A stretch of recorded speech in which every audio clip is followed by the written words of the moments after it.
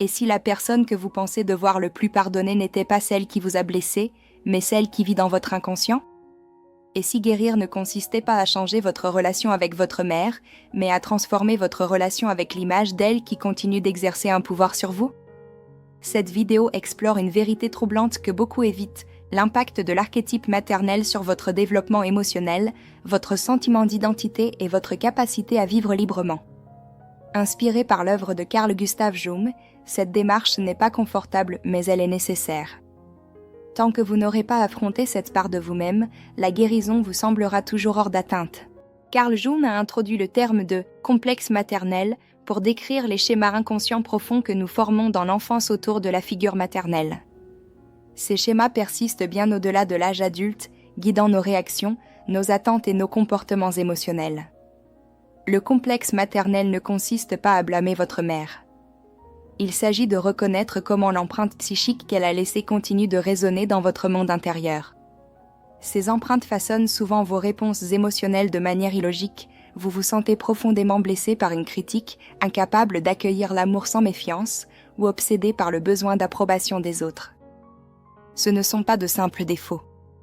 Ce sont les symptômes d'un scénario intérieur rédigé durant vos toutes premières années, lorsque votre système nerveux apprenait encore ce qu'était la sécurité. Même si votre mère était physiquement présente, la résonance émotionnelle qu'elle a laissée peut être confuse, voire douloureuse. Peut-être son amour semblait-il conditionnel. Peut-être attendait-elle plus que vous ne pouviez donner. Peut-être était-elle si absorbée par ses propres luttes qu'il ne restait plus d'espace pour les vôtres. Ces expériences ne blessent pas seulement, elles façonnent ce que vous croyez être. Vous ne combattez pas votre mère. Vous combattez une voix héritée qui continue de murmurer à travers vos peurs et vos habitudes. La reconnaître est le premier acte de libération. Mais la simple reconnaissance ne suffit pas. Il faut examiner le mécanisme psychique qui l'alimente, l'archétype lui-même. En psychologie jungienne, les archétypes ne sont pas des personnes. Ce sont des schémas fondamentaux d'expérience et d'émotion, universels à travers le temps et les cultures. L'archétype maternel est parmi les plus puissants. À son meilleur, il incarne la bienveillance, la sécurité et l'origine. Mais lorsqu'il reste non intégré ou déformé, il peut devenir une prison, se manifestant par le contrôle, la peur de l'abandon ou la dépendance. Cette mère intérieure n'est pas toujours compatissante. Parfois, elle est sévère, critique et implacable. Elle vous dit que vous devez être parfait pour être aimé, que vous devez vous sacrifier pour être accepté. Elle murmure que vos besoins sont excessifs, que vos limites sont égoïstes, que vos ambitions sont dangereuses. Et même si cette voix emprunte le ton ou les mots de votre mère, elle vit en vous. Pire encore, vous portez cet archétype dans vos relations adultes. Vous attendez peut-être de vos partenaires qu'ils vous sauvent, qu'ils vous maternent, qu'ils guérissent une blessure qu'ils n'ont pas causée. Et lorsqu'ils échouent à atteindre cette norme invisible, vous vous sentez à nouveau abandonné. Mais ce n'est pas eux qui vous ont abandonné. C'est l'archétype qui projette sur eux des besoins infantiles insatisfaits. Pour briser ce cycle, vous devez nommer l'archétype, vous en dissocier et observer quand vos comportements sont dictés par cette image maternelle intériorisée. C'est ainsi que vous cessez d'être gouverné par un mythe et que vous commencez à écrire une nouvelle histoire. Pourtant, même alors que vous tentez de réécrire votre récit intérieur, une autre force vous retient silencieusement. Explorons-la. Le concept de « loyauté invisible », développé par Berlinger, révèle l'un des liens psychologiques les plus profonds, la croyance inconsciente que guérir au-delà de la souffrance de vos parents serait une trahison.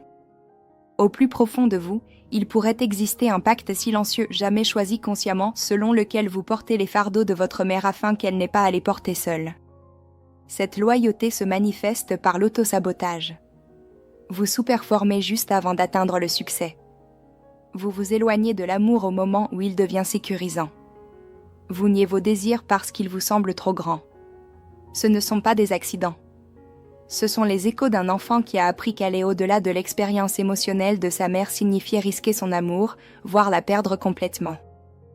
Vous pourriez même vous surprendre à imiter sa souffrance comme forme de connexion. Si elle était seule, vous restez seul. Si elle était réduite au silence, vous hésitez à parler. Ce miroir inconscient ressemble à de la solidarité, mais en vérité, c'est une stagnation émotionnelle. Sa souffrance n'est pas la vôtre à reproduire. Et votre vie n'est pas son histoire de rédemption. Guérir ici n'est pas une rébellion. C'est un réalignement. C'est le courage de dire « Je t'honore non pas en restant coincé, mais en grandissant. Je t'aime non pas en répétant tes blessures, mais en les guérissant en moi. » Si cette vidéo vous aide à y voir plus clair, partagez-la avec quelqu'un qui en a besoin. Et si vous souhaitez soutenir ce type de contenu réfléchi, cliquez sur le bouton « Merci » ci-dessous. Votre soutien fait vraiment la différence. Continuons. L'étape la plus puissante pour briser le schéma est de vous reparentaliser. Cela signifie apprendre à vous offrir vous-même la tendresse, le soutien et la compassion que vous n'avez peut-être jamais reçus de façon constante. C'est devenir la mère dont votre enfant intérieur avait besoin. Cela commence par l'écoute. Quand la tristesse surgit, ne la rejetez pas. Quand la peur apparaît, ne l'étouffez pas. Quand vous vous sentez submergé, ne vous punissez pas pour votre faiblesse. Demandez-vous plutôt « De quoi ai-je besoin en ce moment ?» Que me dirait une mère aimante? Cette forme de parentalité intérieure n'est pas douce, elle est disciplinée. Elle exige une vigilance constante pour remarquer quand vous répétez les mêmes dynamiques, quand votre critique intérieure gagne du terrain ou quand vos limites s'effacent pour préserver la paix. Vous devez devenir à la fois celui ou celle qui nourrit et celui ou celle qui protège, valider vos émotions, tout en vous guidant avec vérité, vous accompagner dans l'échec sans tomber dans la honte, vous accorder du repos sans culpabilité, célébrer vos réussites sans demander la permission. C'est ainsi que naît une véritable estime de soi. Si cela vous semble étranger, c'est parce que vous faites quelque chose qu'on ne vous a jamais appris. Mais à force de pratique, cette relation intérieure deviendra le fondement de toutes vos autres relations. Depuis cet espace, vous pourrez enfin cesser de projeter l'archétype sur les autres et les rencontrer en égal à égal. Ce qui nous amène à la transformation finale. Briser le schéma ne signifie pas effacer le passé. Cela signifie choisir de ne plus le laisser vous définir. Vous n'obtiendrez peut-être jamais les excuses que vous méritiez. Vous n'aurez peut-être jamais la présence maternelle que vous avez tant désirée. Mais ce n'est pas là l'essentiel. L'essentiel, c'est que vous n'êtes plus un enfant. Désormais, vous pouvez choisir. Vous pouvez choisir de cesser de vous identifier à la version blessée de vous-même. Vous pouvez choisir de lâcher le mythe selon lequel guérir exigerait que quelqu'un d'autre change. Vous pouvez choisir de ne plus vivre selon des règles écrites pour une version de vous qui n'existe plus. Ce n'est pas un déni de la douleur, mais une décision consciente, cessez d'en faire votre maison. Commencez par observer les petits moments où vous dites « oui » pour éviter la culpabilité, où vous vous effacez pour ne pas susciter d'envie, où vous vous excusez d'exister pleinement. Ce sont des points d'entrée. Ce sont les échos de la voix maternelle intérieure. Interrogez-les.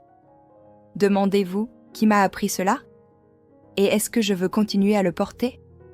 C'est là que commence la maturité émotionnelle, quand vous cessez d'agir par habitude et commencez à agir par intention, quand ce ne sont plus vos blessures, mais vos valeurs, qui guident vos choix, quand, pris dans un schéma, vous faites une pause, respirez et choisissez à nouveau. Voilà à quoi ressemble, dans la vraie vie, la fin d'un cycle, non pas un moment dramatique unique, mais des milliers de petites révolutions. Et il ne s'agit pas seulement d'arrêter la souffrance.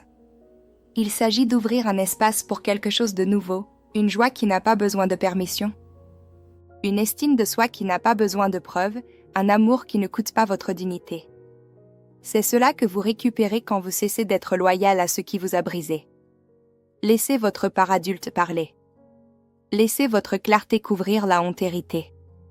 Laissez vos limites vous soutenir non comme un mur, mais comme une maison.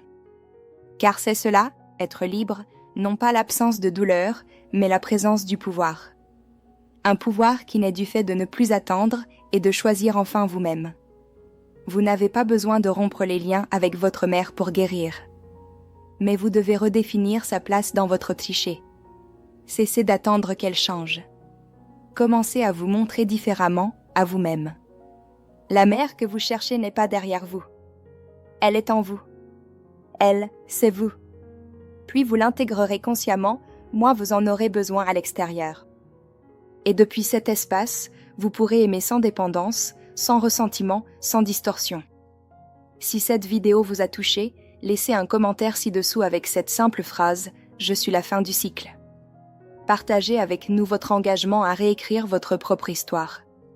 Et si vous souhaitez poursuivre ce cheminement vers la pleine conscience, abonnez-vous à la chaîne et activez la cloche pour ne manquer aucun de nos prochains contenus sur la croissance personnelle, la guérison émotionnelle et la transformation intérieure. Chaque vidéo est une étape vers la liberté que vous méritez. Vous n'êtes pas seul, nous sommes là pour avancer ensemble.